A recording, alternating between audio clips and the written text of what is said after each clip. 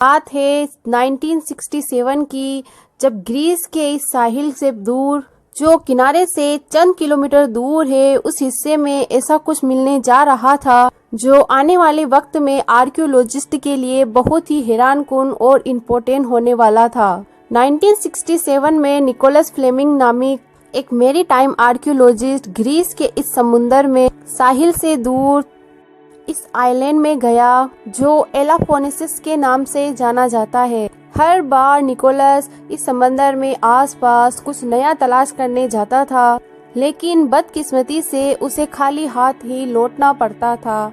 लेकिन इस बार निकोलस की जिंदगी बदलने जा रही थी। दोस्तों, समंदर की में 13 फुट की गहराई के अंदर निकोलस की नजर चंद ऐसे पत्थरों पर पड़ी जो दूसरे पत्थरों से काफी अजीब दिख रहे थे। इन पत्थरों की आकृतियां रेगुलर पैटर्न में बनी हुई थी, यानी यह किसी भी तरह नेचुरल नहीं लग रहे थे। क्योंकि निकोलस को अब इन अजीब शेष के बारे में जानने की जुस्तजू हो रही थी, इस तरह से उसने और मजीद डीप जाने का फैसला किया।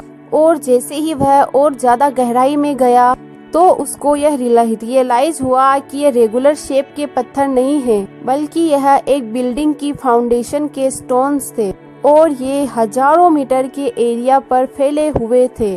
पहले तो निकोलस को समझ नहीं आया कि समंदर के इस हिस्से में बिल्डिंग फाउंडेशन के स्टोन क्या कर रहे हैं, लेकिन बाद में निकोलस को पूरा यकीन हो चुका था कि समंदर के इस हिस्से में उसने कुछ एक्स्ट्रा ऑर्डिनरी चीज तलाश कर ली है। लेकिन इसकी असल हकीकत जानना बहुत जरूरी था। अगली बार निकोलस वापस उसी जगह पर गया, लेकिन इस बार पूरी तैयारी के साथ। निकोलस के साथ आई पूरी टीम दम रह गई कि जब उन्होंने देखा जो दूर दूर तक बिखरे हुए इंसानों के सामान थे। ऐसे सामान जो मिट्टी के बर्तनों से लेकर मुख्तलिफ किस्म की टूल्स तक सारी चीजें बिखरी हुई थी।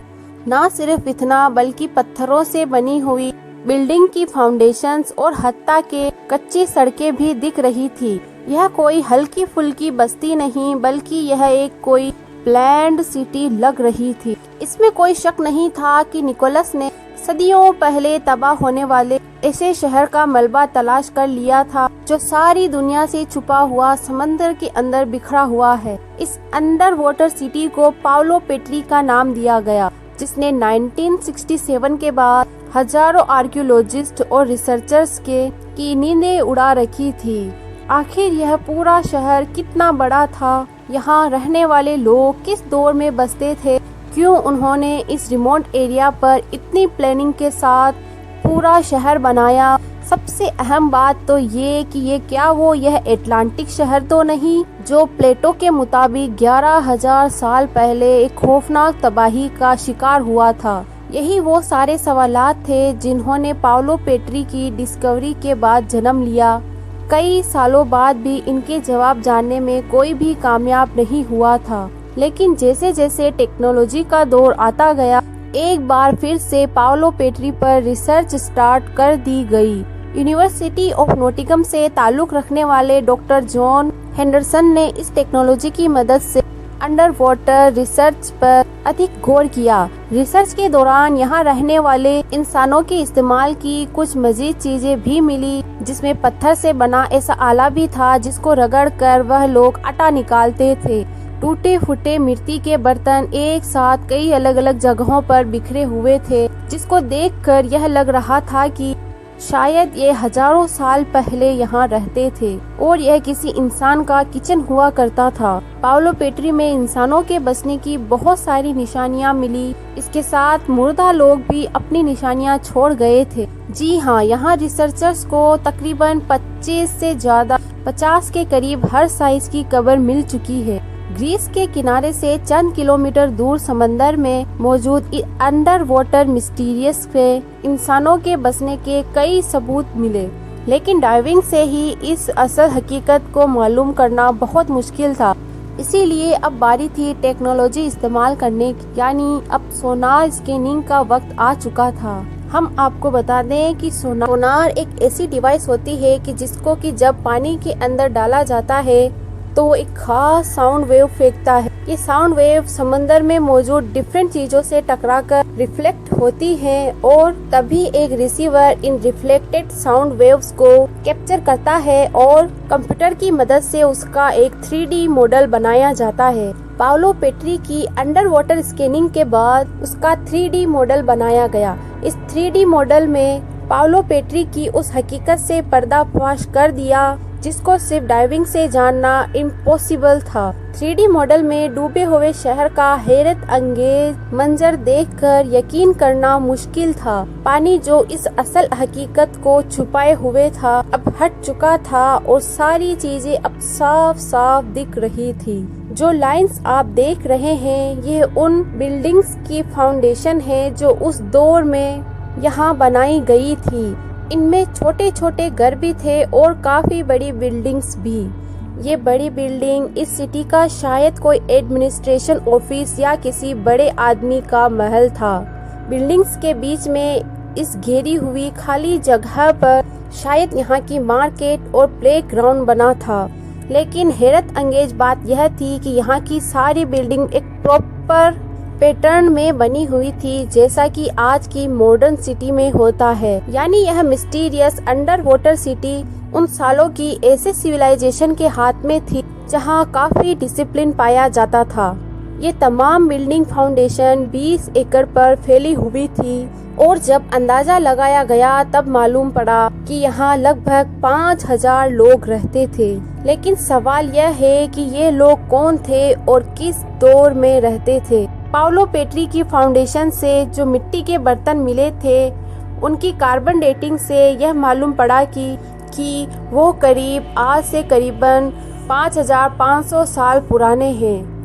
और इस बात का पहले भी कई हिस्टोरी में मालूम पड़ा कि मिट्टी के बर्तन ब्रोंज एज में बनाए जाते थे। इसी वजह से रिसर्चर्स को पूरा यकीन है कि पाउलो पेट्री का यह शहर 5500 साल से पहले यह पानी के ऊपर हुआ करता था। यह इंसानों के लिए बहुत इनकलाबी दौर था और इस दौर में ही इंसान पत्थरों से घर बनाया करते थे। कंप्यूटर ग्राफिक की मदद से पाउलो पेट्री से मिलने वाले लेआउट को जब रीडिजाइन किया जाए तो वह कुछ इस तरह दिखेगा। 5500 सालों के बाद डिस्कवर की गई इस अंडर वाटर सिटी की एक्चुअल शक्ल पहली बार देखी जा रही थी। चारों तरफ से समंदर से घिरा हुआ आइलैंड को प्रॉपर डिजाइन करके एक सीढ़ी की शक्ल दी गई थी। लेकिन इतने रिमोट सिचुएशन पर इतनी प्लानिंग के साथ यह पूरा शहर आखिर यहाँ पर ही क्यों बनाया गया था? इसके पीछे एक ऐसा राज पोशीदा था जो कि बहुत जल्द फाश होने वाला था। ये राज पाउलो पेट्री में रहने वाले लोगों के बारे में ऐसी जानकारी देने जा रहा था जो वाकई सबको परेशान करने वाली थी। पाउलो पेट्री की मैप पर लोकेशन कुछ ऐसी थी कि यहाँ से सब कुछ पूरी दुनिया में बिजनेस करना आसान था। यानी कि इस लोकेशन को इसी वजह से खास इस जगह पर चुना गया था ताकि यहाँ रहने वाले लोग आसानी से बिजनेस कर सके। पानी के नीचे पड़े हुए मलबे से कुछ ऐसे सबूत भी मिले हैं जिससे यह बात साबित होती है कि पाउलो पेट्री उस दौर में मैन्युफैक्चरिंग हब हुआ करता था और वह भी कपड़े का। जी हाँ, एंशिएंट दौर में जब भी कपड़ा बनाया जाता था तो धागों के किनारे पर एक जैसे लंबे पत्थर बांधे जाते थे ताकि धागे में कोई जोल ना आए। इन पत्थरों को लूम वेट्स कहा जाता है और ऐसे लूम वेट्स हजारों की तादाद में पाउलो पेट्री की लोकेशन से मिले हैं। इससे यह बात साबित होती है कि इस शहर में 5500 साल पहले बसने वाले इंसान यहाँ पर कपड़ा बनाकर पूरी दुनिया में एक्सपोर्ट किया करते थे। यानी यह कहना गलत नहीं होगा कि पाउलो पेट्री उस दौर में एक्स्ट्रा ऑर्डिनरी शहर हुआ करता था। लेकिन आखिर इस फलते फूलते बिजनेस हब पर वो कौन सी आफत आई थी जिसकी वजह से यह कई फुट इस समंदर के अंदर पड़ा हुआ है? रिसर्चर्स का मानना है कि पाउलो पेट्री से मिलने वाला मलबा यह साफ साफ इशारा दे रहा है कि यहाँ कुछ ऐसा हुआ था जिसने रातों रात इस शहर को तबाह कर दिया। अगर तो यहाँ पानी का लेवल बढ़ रहा होता तो यहाँ के लोग यहाँ से सामान लेकर कहीं माइग्रेट कर जाते। लेकिन यहाँ से वो तमाम चीजें मिली है जो इंसानों के काम आती है, जिससे यह जाहिर होता है कि यहाँ के रहने वाले लोग को यहाँ से निकलने का मौका भी नहीं मिला था। पाओलो पेट्री शायद किसी खतरनाक अर्थक्वेक का शिकार हुआ था, जिसने जमीन को पानी के लेवल से नीचे कर दिया और यूं इस बिजनेस हब का नामो निशान एक ही झटके में मिट गया। लेकिन एक सवाल अभी तक वही मौजूद है कि पाओलो पेट्री ही वह एटलांटिस है जिसके बारे में 2000 साल पहले ग्रीक ने प्लेटो ने लिखा था।